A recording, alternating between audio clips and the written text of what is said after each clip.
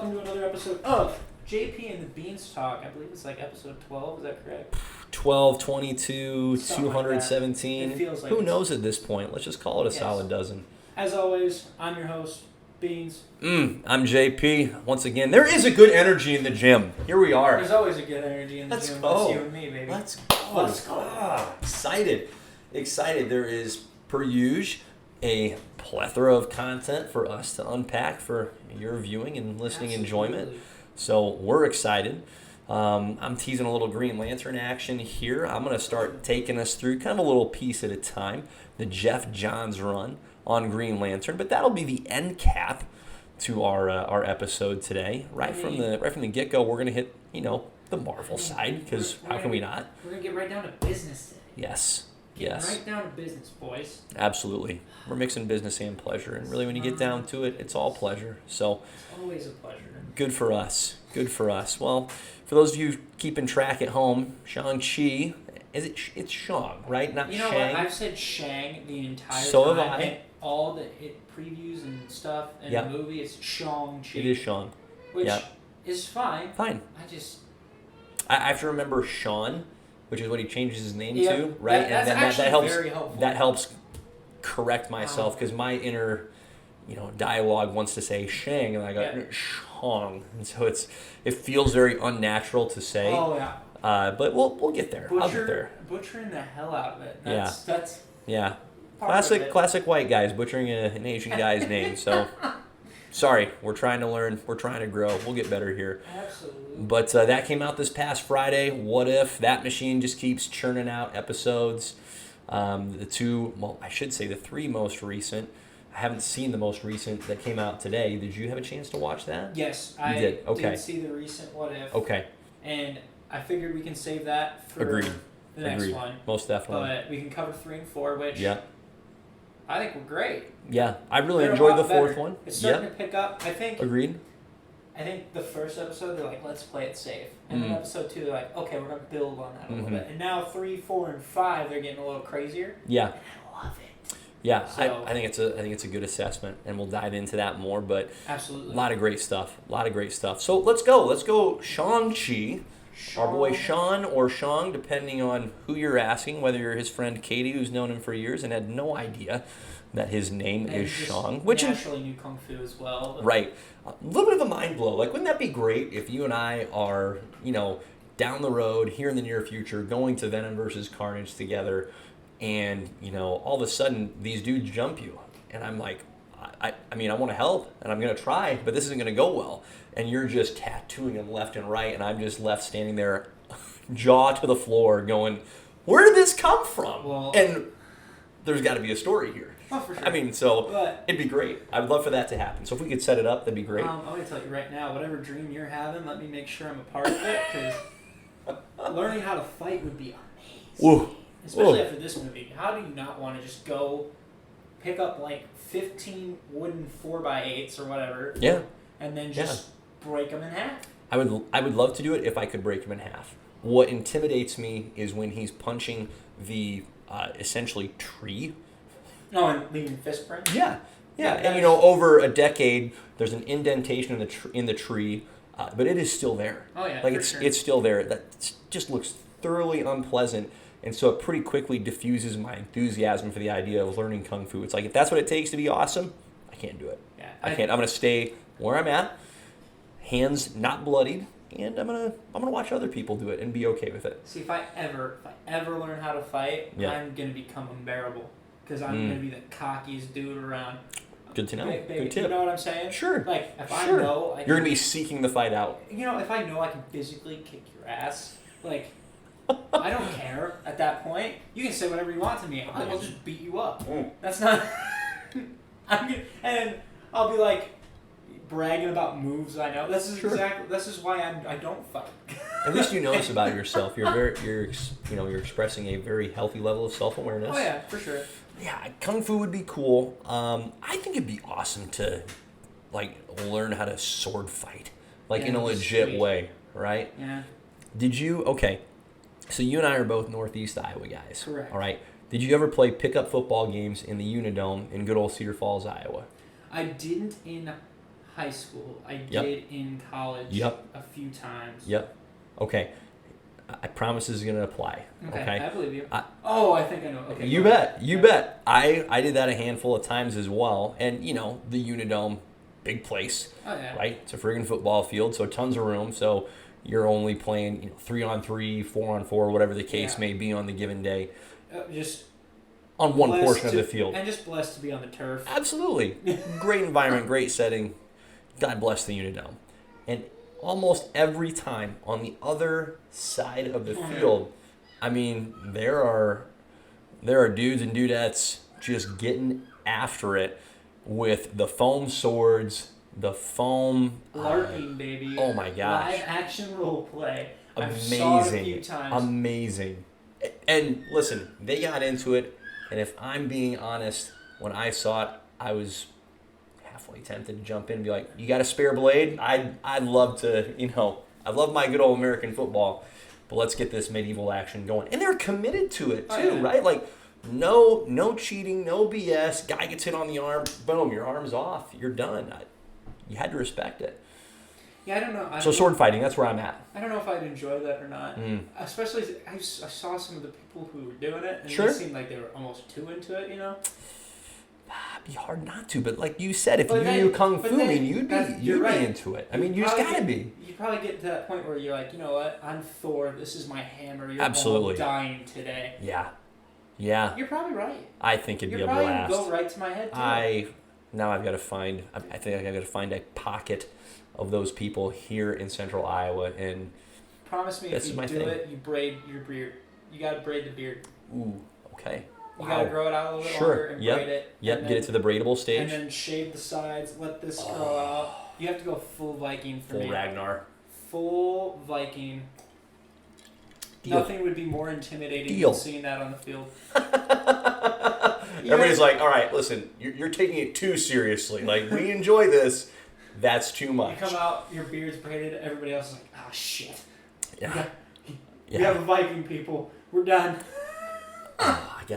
What is the? This is the last reference I'll make, and then we'll get back on topic. Alright. Did you ever see the movie Role Models with Paul Rudd and Sean William Scott? I don't think so. Okay. Not like the best movie in the world, but one of the great aspects of that movie is these guys are serving as community service because they're tools, right? They've gotten in trouble. Paul and his boy Sean. I love Paul Rudd. Continue. Oh, he's I fantastic. have to always throw that out And there. so they have to, as part of their community service, get involved with the Big Brothers Big Sisters program. And so the little brother that Paul Rudd takes on is super into this medieval warfare, and so they have to there's like this huge scene where they have a massive battle, and it's fantastic. Sounds It's hilarious. amazing. It's funny, great to watch. So highly recommend, at least for that scene. The rest of the movie, it's like, watch it one okay. time. You'll be fine. Well, again, it's Paul Rudd. We It's love Paul Rudd. here, Yep, so. you get some Paul Rudd. All right, so Shang-Chi, let's get into it. Let's give him our due.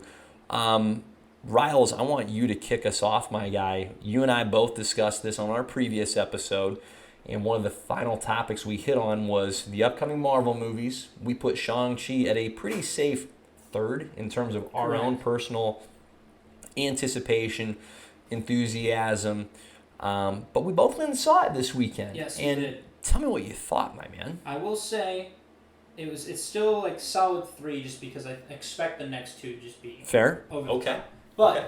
like it's a good 3. So overall, before we even get into it, probably like 7 straws out of 10. So That's great. probably 7 straws out of 10 straws. I'm trying to think of how I want to. It's the bronze medalist that when they win the bronze, like everybody's like, "Good on you." Yeah, it's Good still, job. It's not bronze. Right. You It's won a not the bronze. competitor No. that was going for the gold and silver But and you then won a underachieved. Right. It's the dude that's just going, "I can't believe I'm on the podium. This is fantastic." For sure. Yeah. So now let's see here. What do I even want to talk about? So Let me while you're gathering those thoughts, let me just piggyback. I feel very similarly. I'm still anticipating more from Eternals, and especially more from Spider-Man. But what a great movie! Like, what a legitimately really good movie. Had its flaws, of course, but I kind of caught myself, jeepers, I don't know, pretty far into it, like maybe an hour into it. And I just went, oh, this is an origin story. Okay. Well, no duh. Like, I don't know what I expected, but it doesn't feel like an origin story. It didn't feel like an origin story Yeah. at the beginning, and really as it continued to unfold, part of what I really enjoyed about the style of the movie was the non-linear storytelling. Like, they'll show you some things, but then we get back to the present day, but then we're constantly going back to the past and having these little teases get unraveled into full form throughout the movie. And so they really committed to the need to tell a really thorough and compelling origin story. And I can't think of the last time that we've seen a Marvel origin story that was that, in my opinion, that well developed. I know Captain Marvel's been fairly recent. Ant-Man was fairly recent.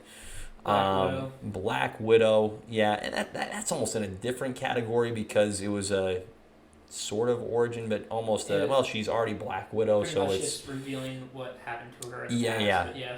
Not spending a whole lot of time in the past for us to at least see. Right, there wasn't a young Natasha that spent a lot of time on screen, maybe 5 minutes or so.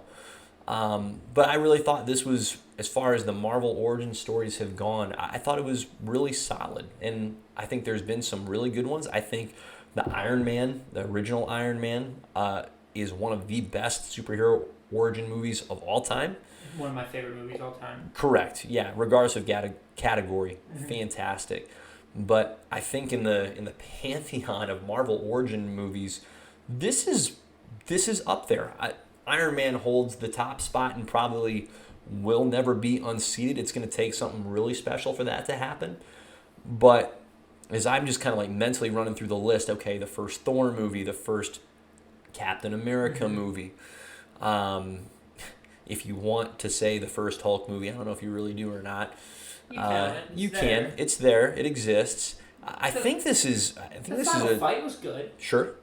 I think this is in there. I think this is right up at the top, behind Iron Man, but I'm not sure who else contends with it in terms of origin stories. Like, Ant-Man was fine. There's a lot of people that love the Doctor Strange movie. I like it. I don't love it to the same extent as others do, but I would put Shang-Chi as an origin story over Doctor Strange. Controversial hit. I may agree with you on that, just because of the pure fact the Doctor Strange movie doesn't go full in depth with his powers. Sure. The first time you actually get to see Doctor Strange kind of go all out is against Thanos, because he had some great fight scenes against Thanos in Infinity War. It was awesome.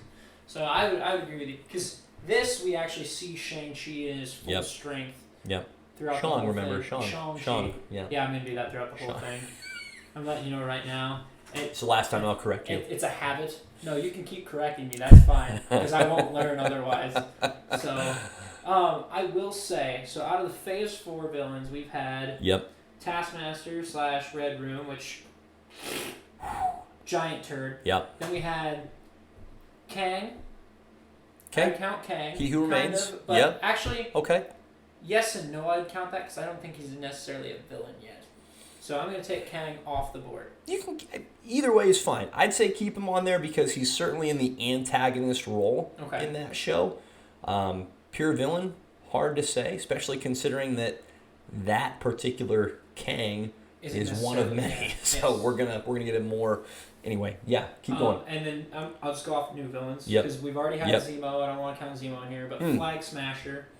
Okay. And then we've had Agatha Harkness. Yep. I think out of all of those, because I'm not counting Zemo, I'd say right now the Mandarin or Shang-Chi's dad. Call him the Mandarin. You bet. I'm going to call him Mandarin. You bet. Best villain we've had yet in Phase 4. Yeah. By far. I loved him. He was excellent. In that movie. And again, by the way, spoilers. I don't think I have to need to say that, but spoilers. But, I was so mad they killed him off. I was so mad that they killed him off. I was like, of course you freaking killed him off. But I honestly, from a villain standpoint, where there's very few Marvel villains where I'm like, I get where this dude's coming from. Yeah. I totally understand really why this dude is the way he is. Yeah. It makes perfect sense. Yeah. We didn't get that in Black Widow. We didn't get that in WandaVision. It was really brief in WandaVision. And we don't just even not know as well why fleshed she's out. evil. She just is evil. Exactly. Yeah. And Agreed. Flag Smasher made sense at least. They wanted the world to go back to the way it was pre-snap or after the snap. They at least were coming at it from some altruistic means of, hey, there's a lot of people getting left out of this rebuilding process, screwed over. Yeah. So, agreed. And so, out of all of that, I mean, No, it's an absolutely great point, Riles. A really well-developed villain. This movie felt really similar. Listen, they're all Marvel movies, so they all are going to have, to a certain extent, right? They've got a pocket that they stay in, but it felt really similar to me to the first, only so far, Black Panther movie. Now that's not an origin story because T'Challa is already Black Panther, so it's just his solo movie. But I really enjoyed the battle between Black Panther and Killmonger throughout that movie. I'm not talking the final battle, but I thought Killmonger was a fantastic, and to your point, similar to the Mandarin, really easy for us as the audience to understand his motivations, why he is the way that he is. So it felt similar to that movie. And Black Panther is one of my favorite Marvel movies, so I'm not putting Shang-Chi up there, but I thought it had a lot of the same strengths as Black Panther, and the villain is one of the best examples of that. But throughout the entire movie too, I was like, okay, one of or if not both the kids might actually team up with him for a little bit. Like there's a part of me where I'm like, oh, they actually might want to go get their mom back, right? Because he still hasn't accepted it yet because he's a little in love with her. He's still in that denial stage of grief. We haven't progressed. Well, I think it comes from this place of I've been around for hundreds of years. I always get what I want because there's power, and then I lost the only thing I gave up everything else for the one thing I ever wanted the most, and lost it, and now I'm gonna go get all that power back. Yeah.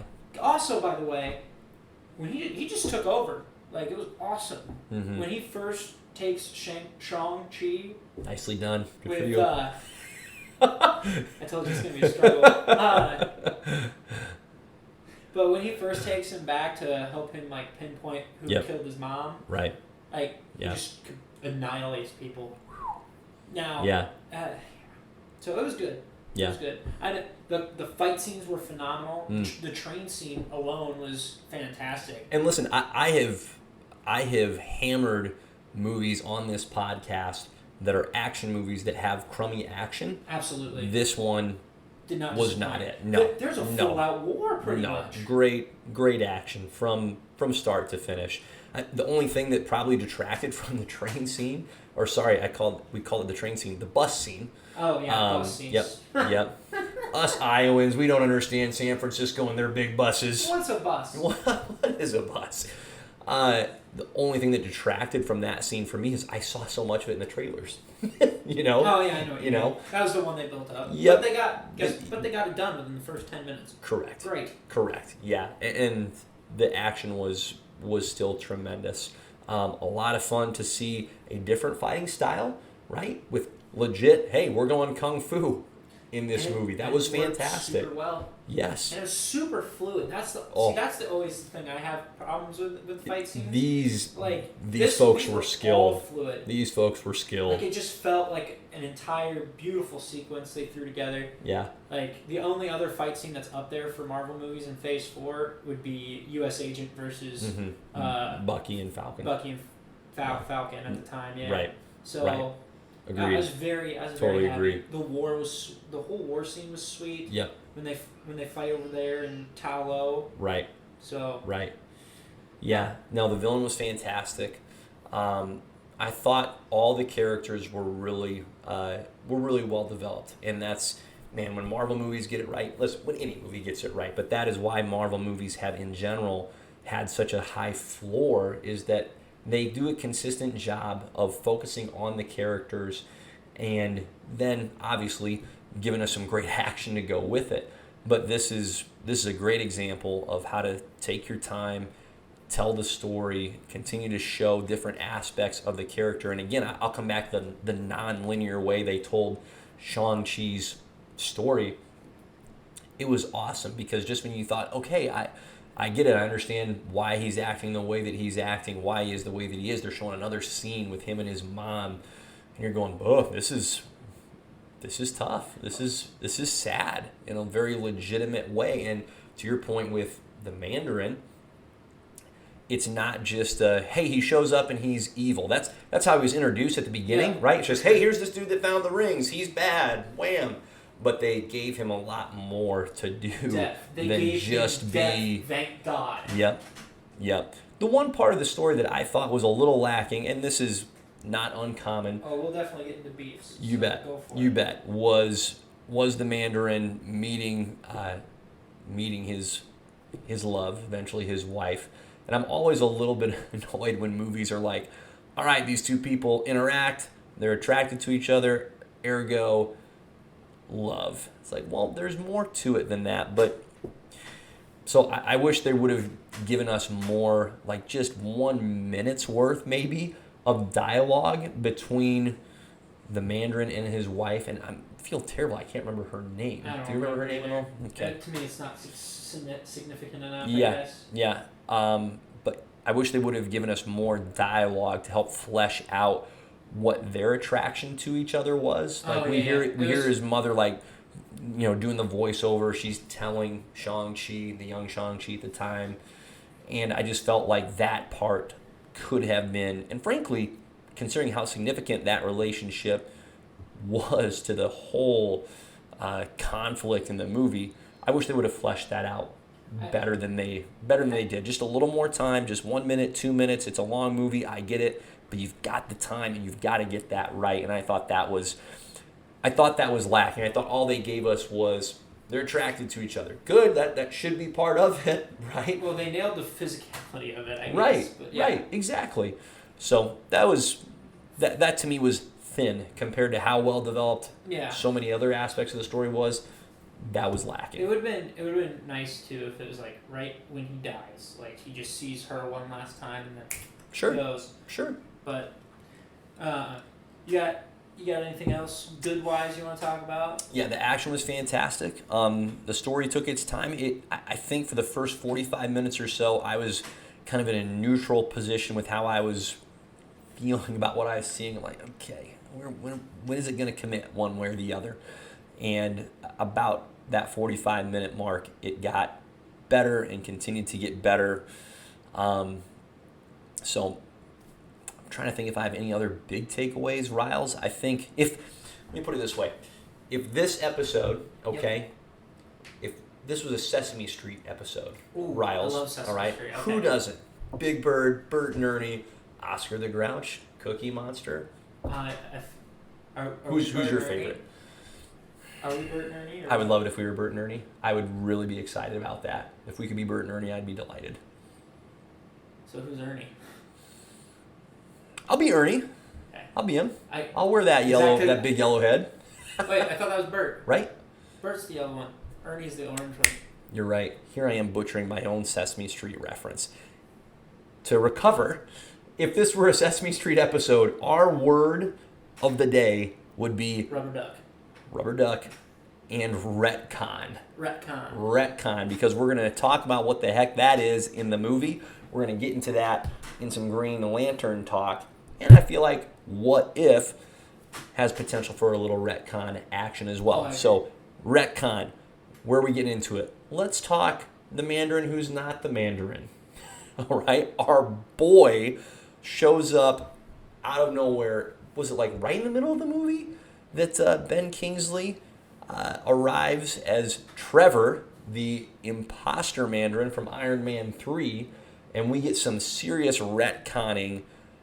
Retconning, for those of you watching at home, simply means that a story in the present goes back to tell us about a story that already took place in the past. And fix it a little bit. And, fix and say, hey, you know what what you saw then or what you read then that you were like, that doesn't make sense. Or fix it in their eyes. Yeah, let's take that, let's bring it to the present, let's twist it, reshape it into a healthier, we think, way, and present it to you again and go, see, look, it does make sense.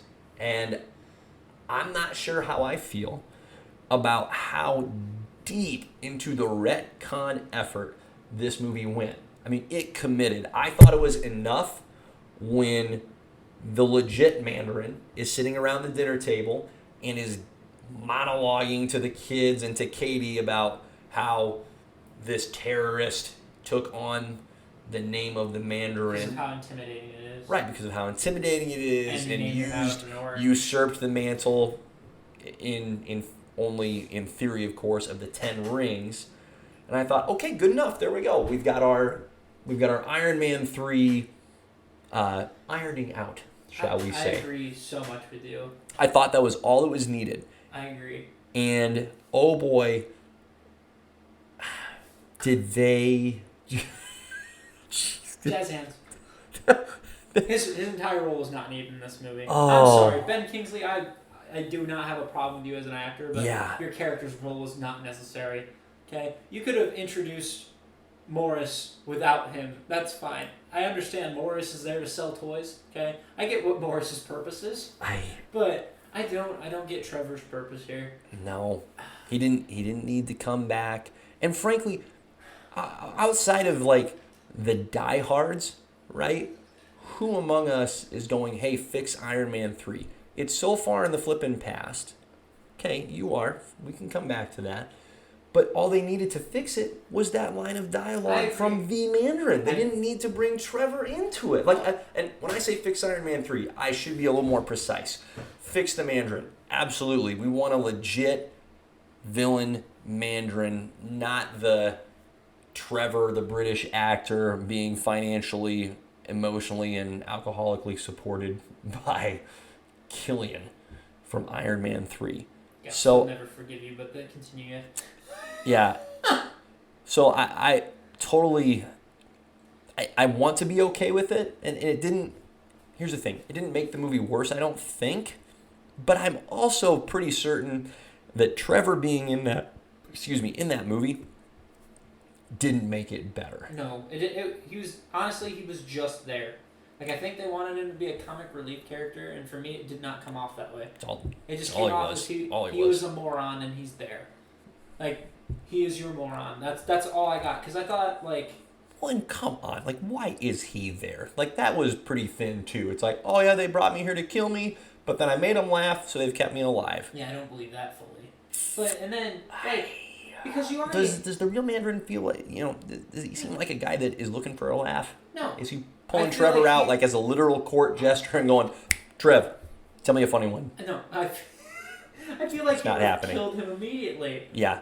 For just the malarkey of, like, he took on his name. Also, I have to get it off my chest.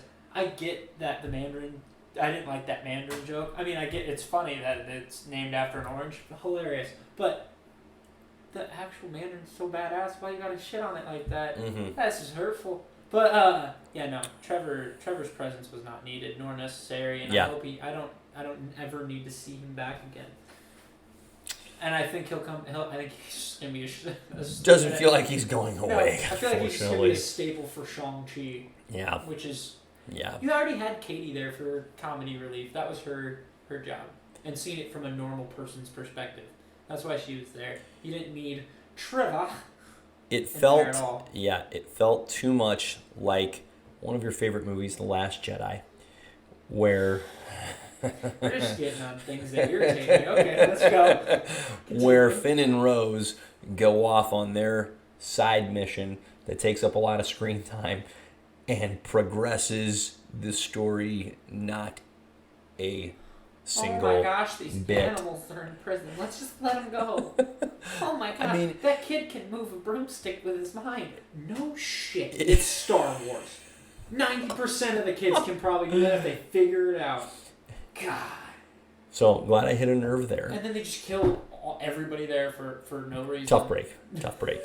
But I mean, if the whole purpose was, hey, Shang-Chi and his sister have been have been captured, and I gotta look up her name because I'm tired of referring to her. It's like Long.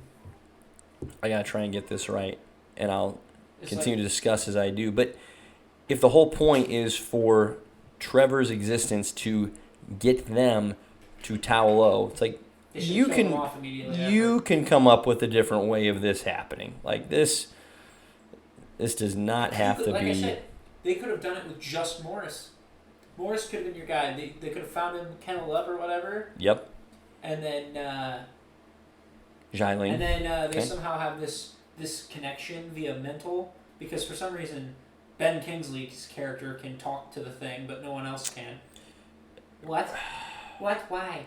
So is it just because he's crazy? Like, is that probably? Is that it? Also, by the way, the actress for Shang-Chi's sister, that was her first ever acting credit. Really? Was this movie? Crushed it, and she did really well. She crushed it. All right. So can we get into the things we didn't like? Yeah, I think that's a natural segue to talk about our boy Trevor. So you take it from there. You want me to go into? I want you to go. I want you to go. Let's hear it. I feel like I've kind of got you. I feel like I'm always here to just shit on everything. You're ready to be mad. You're excited to be angry, and it's great. I'm actually not super pissed. You know what? Wait, I'm a little irritated. Let's not get into that just yet. There's a few other good things I wanted to hit on. Okay. Loved the story in Tao Lo told by the aunt. Thank you, Auntie Nan. About the beast coming from another dimension. I mean, a huge multiversal what was that thing piece called? Of exposition, like the Destroyer or something similar. It was, But anyway, loved that aspect of continuing to build for the multiverse, right? Felt like a very natural part of the story, but the idea that this creature had been coming through this portal, which was located in Tao Lo, and had this like pretty creepy, pretty fearsome soul-sucking ability, like that's legit. That's actually terrifying. And the citizens of Tao Lo, along with their own mystical being, the Protector, battled this beast back into its appropriate side of the portal and then slammed the dang door shut. I thought that was really cool. I enjoyed that a great deal. I did too. Great deal. It really, in its direction, I didn't expect them to take. Right. Like I knew that the good dragon was involved in some way. I didn't know why. But also it was the Dweller in Darkness, which Dweller in Darkness. And he eats souls, which I also thought was sweet. Yeah. But also those little face hugger things. No thanks. I would have no. Great. And here's the deal. Great adversary for this movie. Like, I'm okay that it got killed off because it did not feel like a cheap, okay, really, how tough was this villain? He's been hyped, right, been hyped up, and now he's eliminated immediately. Not very easily, my friends. Like, the face huggers laid waste to a ton of folks. Thank you. And the Dweller in Darkness, is that right? Yeah, that's Dweller in Darkness. Yeah. I want to do some more research. I was legitimately nervous that it was going to kill off the Protector, like the good dragon. Like for sure. It was ready to go Godzilla on Mothra. It was. We did have a kaiju fight. We did straight up kaiju battle. I thought it was super weird at the beginning, and then afterwards, I'm like, you know what, I can accept this. Okay. This is okay. So I thought that battle was really well constructed because there was legit tension. As I don't know how they're going to win this one. Like they might win, they're going to win because I'm sure Shang-Chi is not going to die. But this great, awesome, really cool dragon that we've in a short amount of time grown very attached to as the Protector. Looks like it's about to get freaking stomped. Well, and see, like just dead. This is why I wanted the Mandarin to be alive. Mm-hmm. That would have been their perfect opportunity to redeem him a little bit, and then afterwards realize his mistake, but be like, you know what, I'm still in charge of the 10 Rings. I'm still going to find a different way to bring your mom back, and then leave. Yep. And we could have kept him around for a second one or a third one, and then get down to the actual roots of the Mandarin, which would have been fantastic, but it's not going to. Because Marvel's mean to me. Now you can get into what you didn't like. I wanted to highlight that because that was great. Yeah, for sure. Is there anything else you wanted to highlight? We can come back to it if there is. Okay. That was the big thing that I wanted to make sure I hit on. Love the multiversal not even just a reference, but I feel like adding into or adding on to what we've already been shown in the shows and the movies. So I enjoyed that. That was really well done. Good synergy.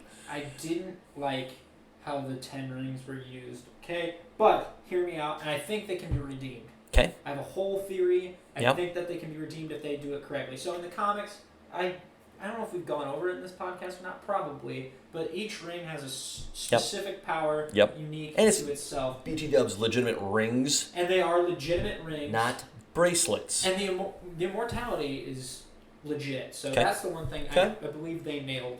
Okay. And, yeah, I didn't... Like, bracelets, like, they were kind of... Like, why? But...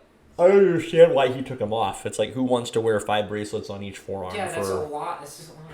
It doesn't even look good. Like, he's constantly... When he's got long sleeves, he's constantly got them rolled up. Yeah, exactly. You got to keep the rings exposed. Absolutely. Okay. Probably gets made fun of a lot because you look dumb walking around with bracelets on your arm, bud. You do. Not a good look. Ever. The fight scenes with the way they wanted to use them worked perfectly, I thought. Okay. And then giving the rings to Shang-Chi, also great, because he ended up using them and he figured out a way to use them for the good. Mm-hmm. So, and this is why I think they can be redeemed. Mm-hmm. Because at the end credit scene, which, by the way, this is like Nick Fury level vague of what the hell is going on for an end credit scene, in the sense of there's just a blip, but we don't know what the blip is about. Sure. You know what I mean? Sure. Unless you caught on to something that I didn't. Because it just sounded like an anomaly went off as soon as the rings were like... I can't remember what they said. A beacon, I believe is the word. Like a beacon. Yep. So my thought process is, because Wong already said that, he doesn't know where they come from. They're not from the mystic side of things. Their codex has no reference for the origin of the rings. Yeah. So I think there's great potential in the fact that maybe they're just scratching the surface with these things, and in the next movie they're gonna unlock this next set of powers and abilities for the rings. So we might be able to see Shang-Chi wielding all that stuff instead of the Mandarin. Sure. Which honestly, I'd be kind of okay with, because there is no way in hell you're gonna get the master of Kung Fu to keep up with Galactus. There's just no way. He's going to need a little bit of a power boost. That's just me personally, right? So you're saying kind of if that's what the MCU continues to go more cosmic rather than earthbound. And they've implied that he's going to be an Avenger, I believe. Yep. He's pretty much, at the end of that movie, an Avenger. Yep. So... In the circus, as Bruce Banner says. And, Great line. I think, again, I'm biased in that standpoint. I don't think that was such a bad thing. But I think there's potential to open that bad boy up, and we can be like, there's definitely more to this. Yeah, they were really intentionally mysterious, withholding. Yes. Yeah, as far as giving us the why, and we understand here's what the rings do, but as to the why, no real answers. Right? No real answers. I will say this as far as the design of the rings. While I think it's a little disingenuous to call them rings when they're literally bracelets, I don't know, would it look dumber if someone is wearing a ring on each finger and thumb in a movie? So. Because I think you think not. No, think of a mafia boss. Okay. Just sitting here. That's ringed up. That's like his, that's his sure. look. It looks way better than going okay. That, you know what I mean? Okay. Keeping the bracelets down. Fair enough. But I remain unconvinced. I'm not sure which would look best. I don't know. I'm with you as far as I'd like to see more out of the rings, just to try and I want to know more about the why. I really do. Where they came because from. They seemed a little bit too versatile at this point, where it's like, whoa. So they can just do anything apparently, whatever it is you can imagine, and that's what this is. That's what the Green Lantern does. DC, I get it, different universe entirely, but it didn't feel well defined enough for me to get that excited about. It just seemed a little too, you can just make up whatever you want at this point. They don't explain like a learning curve to it at all. Like No. Shang-Chi picked that up and he knew what he was doing and he destroyed a monster with it. From a different dimension, right. Which I didn't think the weakness would be that, but like he just Well, swallowed. that would indicate that the rings bracelets are from a different dimension as well, right? Possibly. Because that's why they called out to him in the first place. Sure. Because of the power that they have. Right. And then the other thing, and this is something we discussed about before even getting into the movie, was Abomination versus Wong. There was still no point to that fight. I thought there was gonna be some point. I thought he would talk to Wong, or there would be more depth. There's not. They just fight for a minute and a half. Abomination gets punched in the face by himself. And by the way, they made Wong look like a badass, and Abomination look like shit. They really did. Like, Abomination is supposed to be on the level of Hulk. Yeah. And Wong's just like, eh. Like there seemed to be some kind of a camaraderie between the two. Which also I thought was weird. Well, it's weird. It's weird because, at least up to this point, it hasn't been explained. And I couldn't help but think about the Spider-Man Far From Home trailer where... Wait. Jeez, did I just name the wrong Spider-Man movie? The new one, No Way Home? No Way Home. Thank you. Thank you for helping me get back on the right path there. The No Way Home trailer, where my impression of Wong in his brief appearance in that trailer is that he and Doctor Strange are not on good terms with one another. It seems like Wong is off doing his own thing. Which doesn't make sense. Or Doctor Strange is the one doing his own thing and Wong is trying to keep stuff together. Which right? could be it too. Because at the end credits scene, it's Wong talking with Shang-Chi. It's Wong bringing Shang-Chi and Katie into the Sanctum Sanctorum. And was that the Sanctum? I assumed it was. Okay. Perhaps it was not. Wherever they were rallying, meeting, it was Wong leading the meeting. Yeah, for sure. Bruce Banner, Captain Marvel participating and not going, hey, where's Doc Strange, Wong? Like, they were fine with Wong's role. So I hold a little bit of hope because Wong referred to Abomination by his, alter ego's first name. Emil. I'm holding out hope that there's going to be a development in one of these later movies that gives some validation for why we saw that. Because there's no... You get it if Abomination is doing cage matches. Oh, yeah, because he's probably... Because he'd win! He's on the run, he'd win, he'd make money. Wong? That's not his personality. That's very much not on brand for what we have seen from Wong. And so they're buddies. I didn't get that. Yeah. Yeah, I would have liked to have seen more, though, in this movie. I'm not very satisfied with the fact that we have to wait. I can see Wong being in that. I don't feel like they're fighting too much. I feel like Wong is taking on that advisory role that he's had in the comics. Doctor Strange is busy defending the realm. Sure. So he's like, you know what? I'll be doing this stuff where I keep in touch with the Avengers. I'm the one who's watching out for anomalies on Earth as well while he's in the Sanctum, just keeping track of things. Doing all that unappreciated work that somebody's got to do. For sure. Mm-hmm. So that was my other beef, I guess. Yeah. I'm trying to think if there's not really anything else. It was a pretty tight movie overall. Oh, and can we talk about? Okay, so I thought the dude with the painted face. You know what I'm talking about? The white painted face. Okay. Yeah. I thought he was gonna have way more of a significant role than he actually had. Yeah. They Captain Phasma'd that dude. Okay. They built that dude up in the trailers, and then his soul's gone. That's it. I was very confused. Was he the first one to get his soul sucked out? One of them, yeah. Yeah, one of the tough. First. Like, tough way to go. One dude had a sword for a hand, and they kept him around. Okay. What the heck was that? Like, you have all these dudes that know kung fu, all right, and it's like, here's this oversized white guy with a sword for a hand. You're in. Not only are you in, you're the Mandarin's number 2. What? Yeah, I'm like, what? Well, we have no idea how he ended up with the 10 rings. We have no idea. He's just there. I think it's like, you know what? Like, did you put that sword on your own hand?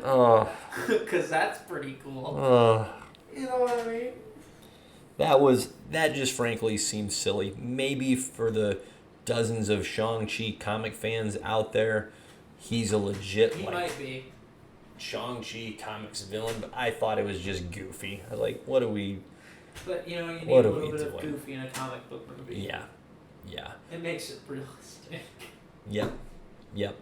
So no, good movie overall. Makes me look forward to seeing more of the Shang-Chi character. The one concern I think that I have is my favorite part about the character is not the rings. My favorite part is the kung fu ability, right? And the skills that he learned from his aunt that his mom had that gave him tremendous ability without needing the ring. So I'm just a little nervous that the awesome aspect of the kung fu that he can do is going to get overshadowed by, hey, dude, Sean, just break out the rings.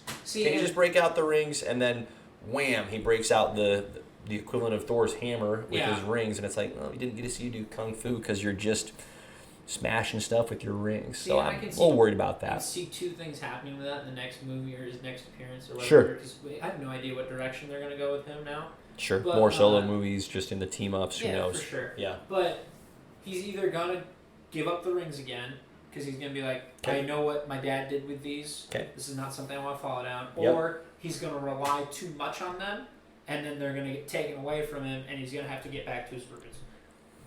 Fair enough. So kind of like Thor 3. And I'm hoping they don't do that. I hope he just hides him away for a while until they figure out what those things really are. And I think he will do that. I think that's more to his character than, haha, I have a new weapon. Ha-ha. I don't think, because that's just my opinion. There's got to be some kind of neutering that happens with those rings, because they're just, they're too powerful. It's like playing playing a game with a buddy, and they're like, boom, okay, the game's over. Awesome. It's like that was a lot of fun. But you get 2 in a row. Ah, jeez. 2 in a row, you win. Yeah. The other person gets 3. Yeah, right. It's like, well, this is awesome. So, no, I thought it was a strong origin story. So that was enjoyable to see. I'll look forward to watching it again. I wouldn't say I'm chomping at the bit to go see it again, but I would watch that one again. Good movie, well done. Looking forward to seeing what Marvel has next, my man. And that's what's perfect about this too is we have no idea where they're going to go with it. Yeah. I'm very excited because we don't know. No. They could do anything. Really, they won. No. Weirdest looking dragon I've ever seen, by the way. But which effective. The Protector. Oh. That's like, see, that wasn't weird to me because all the Chinese dragons are long. Right. Long with tiny legs. Yeah. I was more super weird. I was more concerned with the octopus thing. Like, what was that? Like, ugh. That dude was gross. The Dweller in Darkness. It was like Cthulhu's awkward little cousin. Yeah. I was very confused. Ugh, yeah. It was gross, and then he's just eating souls like it's nasty. It's like a buffet for him. It's nasty. Ugh. Just nasty. I was so glad they killed that. He's dead. We're gonna be happy with that. Thank you. That's great. All right, let's transition into some good old What if talk. So 2 episodes we're going to hit on today. Episodes 3 and 4? Episodes 3 and 4. Episode 3 saw many of the Avengers getting murdered. Killed. Straight up dead. Episode 4 centered on Doctor Strange. Yes. And that one is like a lot of people's favorites is the 4th one. For some reason. But I wouldn't disagree with that. But let's go episode 3. Yes, all right. So Nick Fury is recruiting the Avengers as we saw Fury's over the course of Iron Man week. 2. Yep, Nick Fury's big week. Iron Man 2, Thor, the end of the Captain America movie. Yep. And Iron Man dies when Nick Fury's talking to him. Like they're chatting it up. Natasha, Black Widow, gives him the serum to help belay the virus that is threatening to just lay waste to his system. Except, oops, he falls down straight up dead. And Black Widow gets arrested. So everybody's going, hey, what'd you kill Iron Man for? Tough look for Black Widow. But as it turns out, shocker, it wasn't her. So me and Nick Fury, are tag teaming, trying to figure out who's killing all the Avengers. She goes to Bruce Banner. He turns into the Hulk. Hulk's out. and then doesn't stop hulking out until he freaking explodes. And by the way, wow. Who saw that? I didn't think you could kill the Hulk. They made it look really easy. Yeah, just ballooned up, and away. Yeah, basically made his heart so big it blew the rest of him up. Right. Which is insane. Right. Gross. It was a cartoon and it was still gross. Oh, yeah. Like, ugh. That was for sure unpleasant to see. And then Thor's trying to grab his hammer when he's still mortal and human and unworthy. And Hawkeye's standing there taking watch just like we saw in the Thor movie. Except this time, he lets loose with the arrow. Thor, dead. Hawkeye, insisting he didn't do it. All this time, the mystery of, well, if Hawkeye's not doing it, and if Black Widow's not doing it, who is? And then Hawkeye dies as if from nowhere in his holding cell while he's talking to Nick Fury. Just keels over, out, gone. Then Black Widow thinks she gets to the bottom of it. She's attacked by an unknown assailant. And in the meantime, this is, I think, the greatest twist of all, Loki brings the forces of Asgard to Earth and is going, "You killed my brother.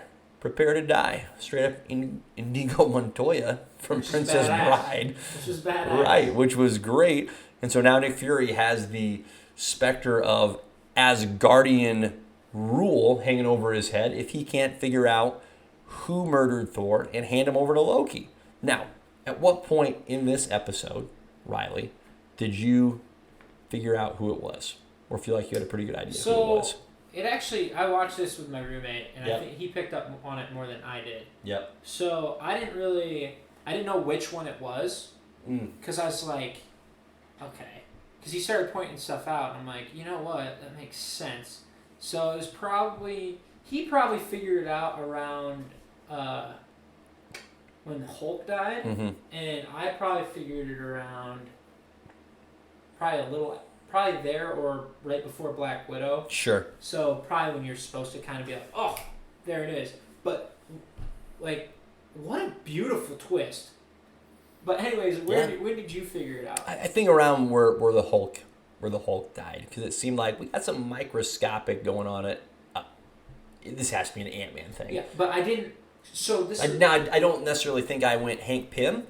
No, I didn't. I was juggling between. Somebody with that capability, someone with that technology at their disposal. I was juggling between Hank and Hope. Because my thought process on Hope is, well, she's probably pissed at him because her mom died. Mm-hmm. And then, I mean, because we didn't know she was actually dead in this scenario either. Right. So right, we find out Hope is dead. Hank, grief-stricken, has blamed Nick Fury because Hope was a S.H.I.E.L.D. agent, as it turns out. Yep. Died in the line of duty. And so Hank, to take vengeance on S.H.I.E.L.D., is picking off all of the prospective Avengers because he knows Nick Fury wants to recruit him, so he's trying to hurt Nick Fury. And what a beautiful combination of the Ant-Man and the Yellow Jacket suit. Mm-hmm. What a beautiful combo. Mm-hmm. But yeah, it was really cool actually I should have figured out it would have been Hank because Hank seems like he would have been more of one to fly off the handle than Hope. A little more volatile. Yep. A little more nuts. Yes. So that was that was actually cool to see. I did like that a lot. Yeah, that was a good. And then Loki just good taking twist. over afterwards. And which makes sense because Nick Fury hands him Hank Pym and Loki's like, "Thanks. You know what? While I'm here, I'm just gonna go ahead and take over." Yeah. Which feels good, feels right. Which in this world, Odin probably backed him up and was like, "Yeah, they killed your brother. Go take him over. This is your world now." Right. So. Right. Yeah, it wasn't Loki acting was actually out of justified. turn. Mm-hmm. So, but it was cool. Cap, it would. This is okay. So this is what I was talking with my roommate. With the original 5 of the 6 dead. Yep. Who are the Avengers at this point? Mm-hmm. So my thought process was, well, if this is the case, Captain America's still coming back. You have Captain Marvel. Those are your 2 for sure. And we didn't see anything of Captain America in this episode. No, it was just implied that he just got found. At the end. That's right. They find his shield. You're right. Okay. So, thank you. You're right.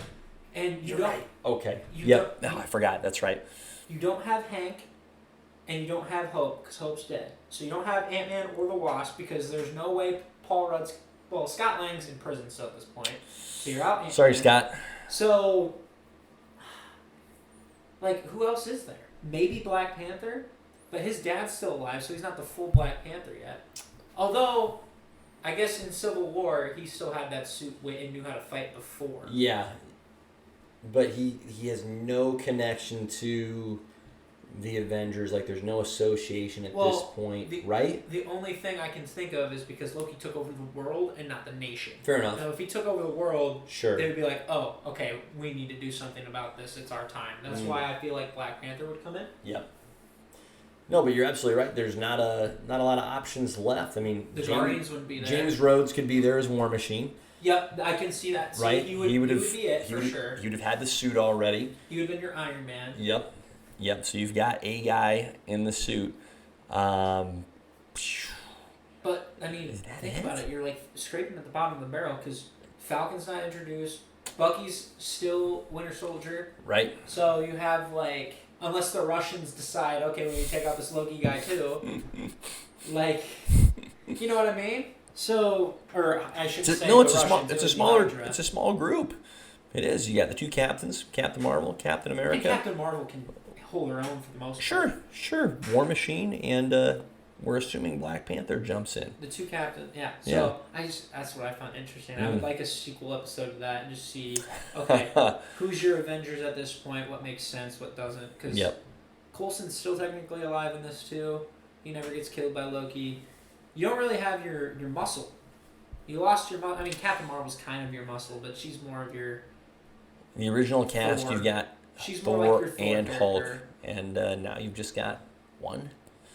Yeah, seems like you need some more. Could use some more help. Tough. Yeah, cool idea. Not a lot of fun, honestly, watching the Avengers die. It's like, ugh, this is a real bummer. I was like, oh, this is kind of fun because it's like a murder mystery. And you're like, how did? Because I was like, that's fair. How did he kill, like, Thor? Well, also that was part of it. I was like, how did he kill Thor? I was like, Thor was unworthy. Mm-hmm. So anything would kill Thor at that point. Right. He's just a dude. Right. No, that took me a minute too because I thought, well, come on, an arrow with Thor. Like, yeah, that would be like. Oh, that's right. He's immortal at this point. Like, duh. Like Black Widow, Hawkeye. Of course they're gonna die. Of course. Like Tony Stark, he's vulnerable. Oh, how'd he? Yep. Yeah. Good concept, well executed. All right, episode 4, Doctor Strange. What if Doctor Strange lost his heart instead of his hands? So basically, when he gets into his car accident, instead of him being by himself, his lady, old Christine Palmer, hanging out, Rachel McAdams, is in the passenger seat next to him, and they're driving, they're flirting away. Boom, gets into a car accident. She dies. And then, so that's why he dedicates his life to the mystic arts, because he's like, I couldn't save her, so I don't want that ever happening again. Mm-hmm. So then... Great twist right there. Yeah, right? Good twist right there. So now he gets the time stone, and he's been debating his entire Doctor Strange career, whether or not to go back in time and try to save her. Right. And then he goes back, and he tries over and over and over, and just the worst Groundhog Day ever. And he finds out it's an absolute point in time, meaning that no matter what he does, he can't save her. There's nothing he can do. You cannot change an absolute point in time. Well, he didn't like that, so him and the Ancient One get into it, and she ends up, he ends up going back, or whatever. And then he finds out from this other place, which I feel like a lot of this is going to lead into Doctor Strange too, but that's just me personally. There's this other place he finds, these ancient books that have been stowed away, and he's trying to figure out how he can change an absolute point in time. Then he starts going on a demon hunt, pretty much, and just starts sucking in all these mystical souls to power himself up. Yep. And he's doing the Dweller in Darkness move. Yes, pretty much. Yeah. And then turning into a powerhouse. And while this is happening, the Ancient One actually split time up, and that way there's a normal Doctor Strange and non-psycho who never even went. Yep. And he stays on the normal path, and then they end up colliding because he's gotten all this power, and now he's going to try to change that absolute point in time. Yep. And it's actually a really depressing episode. It is. Like, it's super depressing. It's really grim. But one thing I want to point out this is the second time we've seen the squid monster. Yep. The octopus. Yep. So I'm thinking... Very first episode of What If. I'm thinking this is going to be a thing. I don't know if we'll see it again towards the end, but there's a lot of speculation that it's Shumagorath for all you Doctor Strange fans. If you're not a Doctor Strange fan, it's just some mystical evil being that's an octopus thing. I don't know enough, but it's implied that's what it might be. But can we just... And the fight between them two is awesome. Amazing. That was awesome. It's super cool. Yeah, seeing two Doctor Stranges get after it was a unique treat. I loved how the good Doctor Strange and Wong were prepping for the battle, loading him up with all the protective spells, right, that you could actually see as resting on his face, and as the evil Doctor Strange is banging away at him, that the spell is, you can see how it's weakening because the symbols, the runes are literally falling off of. That is a nice touch. Oh man, sure. that was cool. That was very clever. It was fascinating to learn that key piece of information about timelines in the multiverse, that there are absolute points in time that cannot be compromised. And if someone finds a way to compromise an absolute point in time, it means that entire multiverse is doomed. It can't sustain itself. It's going to implode, not exist anymore. Also, which is set up for no doubt. Also, because no doubt, hugely critical. We're going to get super into the multiverse, and it'll be interesting to see if each universe has their own different sets of absolute points in time. And how do they determine that? They have to, right? And I mean, is that what we're going to see in Spider-Man No Way Home? Where Ned just dies and he can't change that, for instance. Ned. For instance, Uncle Ben is an absolute point in time for Spider-Man. You bet. There is no way it's not. You bet. So that would, right there. Yeah. Awesome. No, but all kinds of potential repercussions with that information. Because up to this point, all that we've been told and learned about the multiverse and the varying timelines is that there's an infinite number of possibilities. It has just seemed like a land of opportunity without consequence. And now we just learned that actually there are some limitations Which here. Is good. Yep. And I love, honestly, towards the end too, I love his last interaction with the Watcher. He's like, I know you can do something, help me. And he's begging because he knows...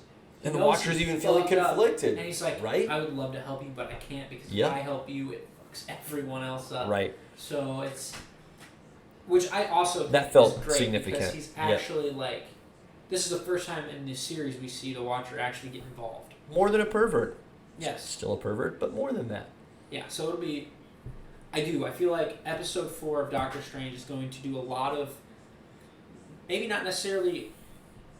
instant connections to Doctor Strange 2, but more in the sense of like they've kind of set these rules up for us. Yes. Where we kind of go in knowing what they can do and what they can't do. Right. So I'll be very interested to see what the main universe's absolute points in time are. Yeah. Yeah, it's great, Riley. I mean, they have to do some brand new world building. And that means establishing the rules of what you can and cannot do within that world. Because now that we've wrapped up this first 10 years of MCU content and we're delving into this next 10 years. This next. I know we like breaking it up into phase 1, 2, 3, but which is fine, but it's almost like a 10-year block is where we ended up this first chapter.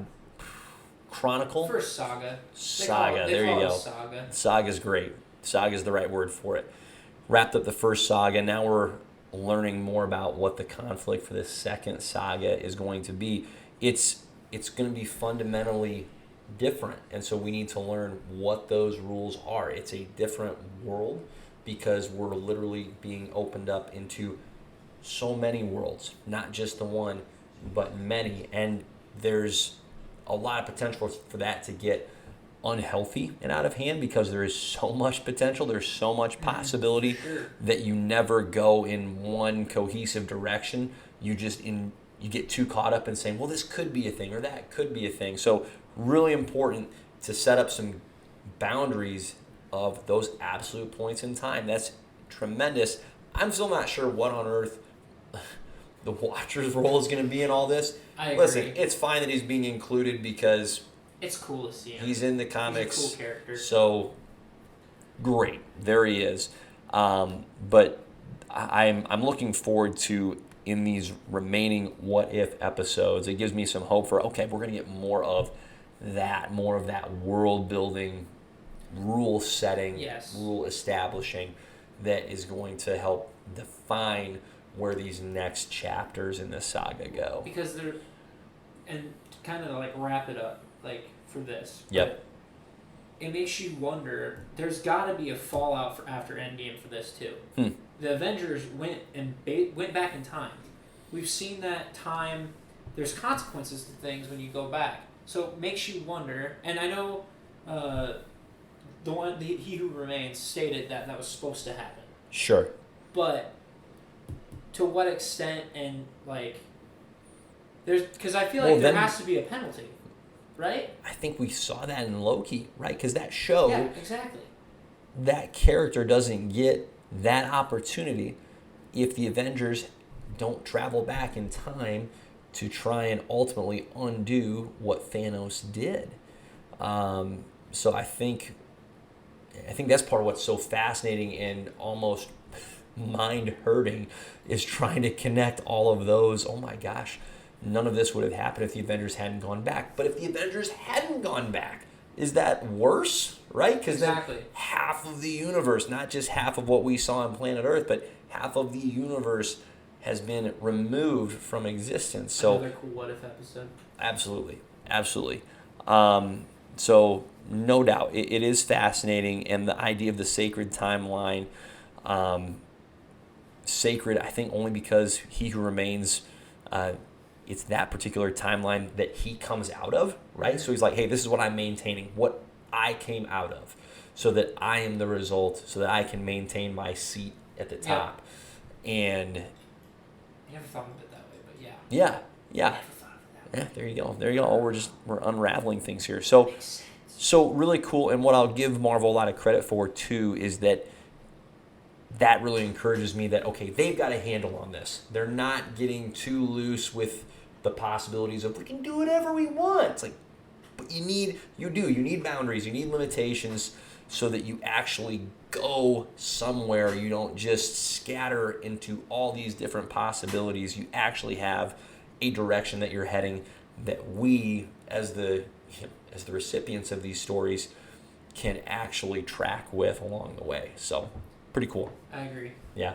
And they're just going to set up more stuff for seasons 2 and 3 because I feel like episode 3 can lead off into another story. Yeah. We don't fully know the ending of the episode 4 with Doctor Strange because does he just stay in that bubble? That's depressing as hell. Yeah. But it's hard to feel good about that. For sure. Yeah. Yeah, that's great. Well, kudos to Marvel. They're putting out some, a bevy of content. Shang-Chi, we get the Eternals here in the not too distant future, November. Don't forget Venom and Carnage. Venom and Carnage is hanging out. Is that October? Is that right? Yeah, it's next month. Yeah. Although I am disappointed they gave it a PG-13 rating. It is PG-13. I'll be darned. I didn't expect that. I wish it was rated. Or I did. I totally did. I totally did. Yeah. I'm depressed about it. So there you go. Shang-Chi's our September flick. Venom and Carnage will be in October. Eternals in November. Spider-Man in December. I mean, that's a lot of meat on that bone. And we got some fun stuff cooking up for the next movie. So stay tuned for that. No doubt. We're looking forward to it. Cool. Well, let's put a bow on this by transitioning into a little, hey, that's a novel idea, a little comics content, boys and girls. So, not for the sake of throwing DC a bone, but just to stay with although we do kind of have to. DC's been lacking. Maybe we just need to watch Titans or something. We need to figure out something we can watch. Maybe. Just to maybe. On the content. Maybe. We'll see. We're going to leave that as a hard maybe. But we want to stick with our roots of comics because Riley and I both enjoy the literal, written, and drawn pages of comics, of which there are a plethora of marvelous stories to go through. So one comic book run that I've really enjoyed was the Green Lantern run written by Geoff Johns, which kicked off back in the early 2000s, about 2004, 2005. Geoff Johns took on the Green Lantern mantle, and then it tied off, let's see, I want to say 2012 or 13, so about a 10-year stretch for Mr. Johns that crossed, or began, I should say, in the traditional timeline with DC and continued on into the New 52. So some logistical challenges there we'll get into down the road, but I want to just kind of take the time to go through beat by beat each chapter in this, shall we call it, saga with Geoff Johns and Green Lantern. And he starts again in 2004 with the Green Lantern rebirth story. So some context here. In particular, we're talking Hal Jordan, the original Green Lantern. Prior to the rebirth story, Hal Jordan has been MIA, presumed dead, because in the 90s, he became the awful, villainous entity known as Parallax, turned against all of his friends, took down the Green Lantern Corps almost entirely on his own, and eventually sacrificed himself in an effort to try and save the world, but nonetheless didn't exactly go out on top, or at least in a favorable light. So Hal Jordan hasn't been seen for a solid decade. In the meantime, we've had Kyle Rayner has been the primary Green Lantern, so DC Comics has maintained a Green Lantern character. There's been a little bit of John Stewart sprinkled in there, some Guy Gardner as well, so a few Earthlings hanging on to that Green Lantern mantle, but the Green Lantern Corps is not a thing. And when the Green Lantern Corps was at full strength, you had 2,800, that's not even right, thousands of sectors. Thousands. Now I gotta look it up. How many sectors are there that the Green Lantern Corps is trying to protect? Way too many. Way too many. There's so many sectors. Way too many. There we go. 3,600. A lot of sectors. The idea behind the Corps is 2 lanterns per sector. Ergo, simple math. 3,600. Okay. So you've got 7,200 lanterns. So stretched a little thin, the thin green line, shall we say. So at the beginning of this story, Rebirth, Hal Jordan, presumed dead. Kyle Rayner is the primary Green Lantern, hanging out with the Justice League. John Stewart, Guy Gardner chipping in at times as well.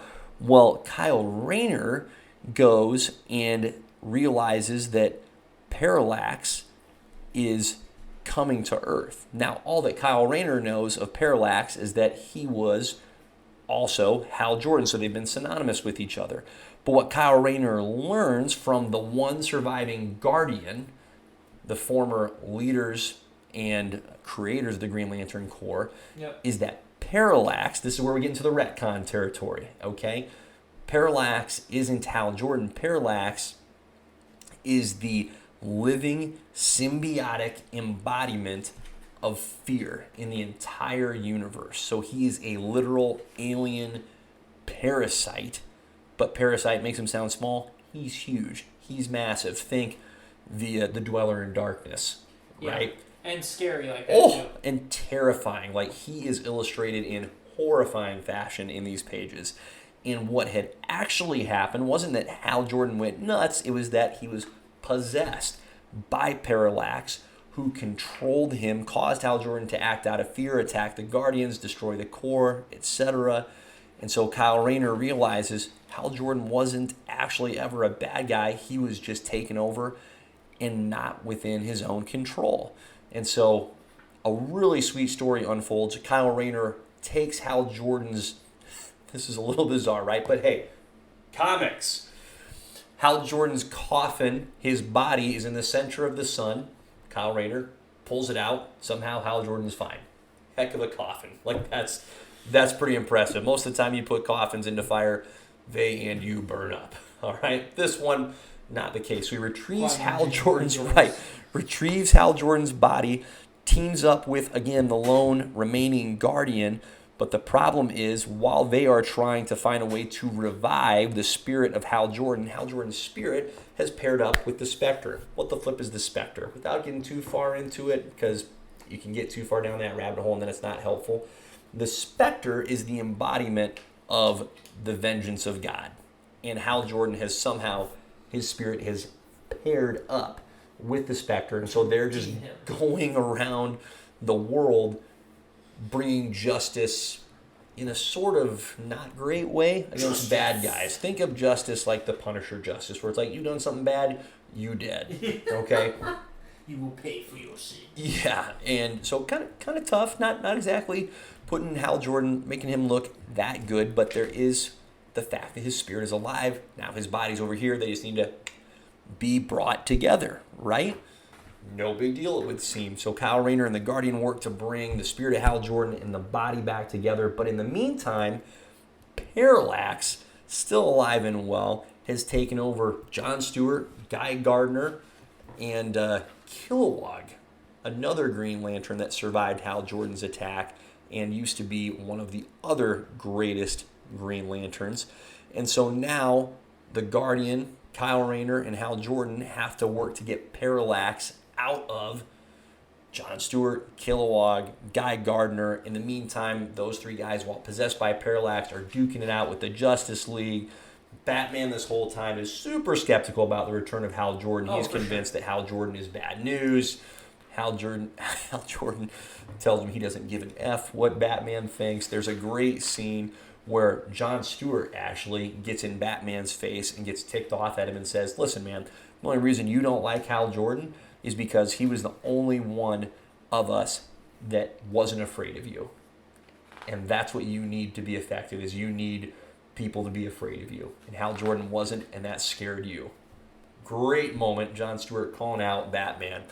So regardless, the Lanterns are able to rally together, take down Parallax, get him captured again, rebuild, and the rebuilding process begins for the Green Lantern Corps. So they rebuild the central power battery on Oa. Somehow the lone Guardian starts bringing his fellow Guardians back to life because, again, comics. Yep. But Hal Jordan, after a 10-year hiatus, has been brought back into the fold, and now it's up to him to try and go on a redemption tour, which is where we'll get into in the future.